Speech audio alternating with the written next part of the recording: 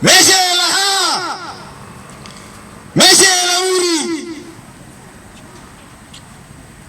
iterima kupa mese. Terimalah salam dari kami Hatuhaha Amarima.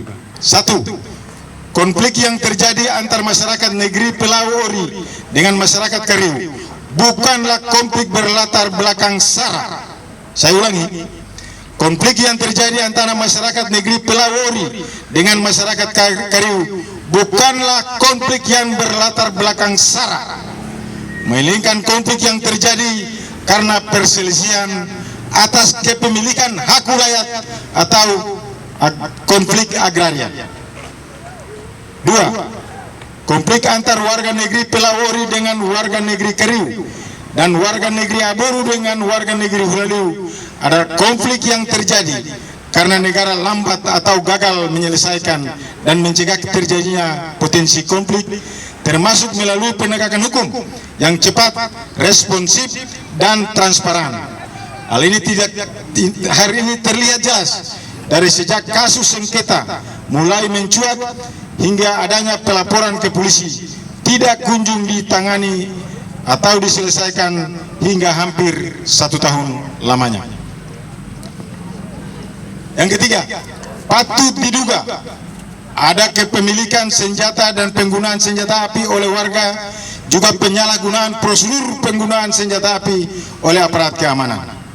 Hal ini terlihat jelas dari tembakan aparat bukan untuk menghalau atau membubarkan massa, melainkan tembakan langsung diarahkan kepada warga 3 negeri Pelau yang meninggal akibat luka senjata api tanggal 26 Januari 2022 serta 1 warga negara Hulaliu meninggal akibat senjata api tanggal 14 Februari 2022. Hal ini memperkuat dugaan adanya indikasi tersebut.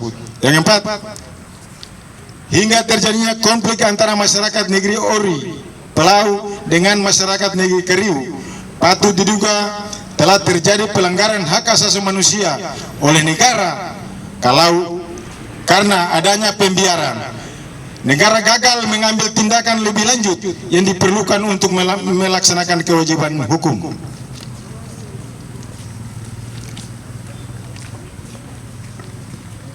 Yang kelima, mengutuk dengan keras peristiwa penembakan terhadap almarhum Yonas Ishak pada hari Senin tanggal 14 Februari 2022 oleh warga Aboru yang sebelumnya sudah diawali dengan rentetan kejadian antara lain. Yang pertama, tanggal 14 Januari 2022 terjadi penembakan terhadap Muspika Kecamatan Pulau Haruku dan masyarakat Hulaliu di desa Waihokal. Ulangi, di dusun Waihokal. Sebenarnya Waihokal ini menjadi desa daripada Hulaliu.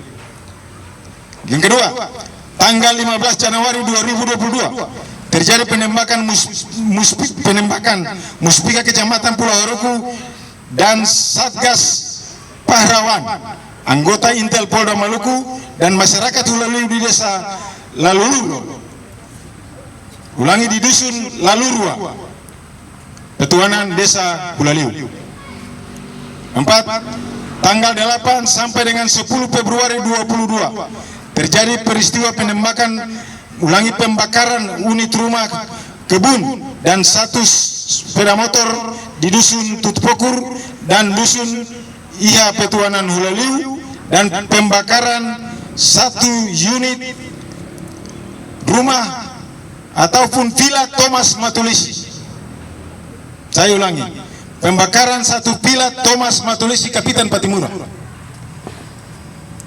Yang kelima, dan pucuknya pada tanggal 15 Februari 2022 terjadi lagi penembakan terhadap 2 warga Hulaliu atas nama Saudara Yopinoya meninggal dan Saudara Radit Tahapari luka berat. Yang keenam, daerah-daerah bekas konflik yang memiliki potensi terjadinya kembali konflik belum dilihat sebagai daerah rawan konflik oleh negara, sehingga penanganannya masih standar, lamban, dan tak responsif. Terkait dengan poin-poin yang kami kemukakan sebagaimana tersebut di atas, dengan ini kami menyampaikan tuntutan pernyataan sikap sebagai berikut. Pertama, perlu segera dilakukan upaya investigasi lebih lanjut untuk melihat keterlibatan warga dalam kepemilikan dan penggunaan senjata oleh warga, termasuk penyalahgunaan prosedur penggunaan senjata api oleh aparatur keamanan. Yang kedua, adanya indikasi pelanggaran hak asasi manusia karena pembiaran yang harus diungkap lebih jauh dengan memeriksa otoritas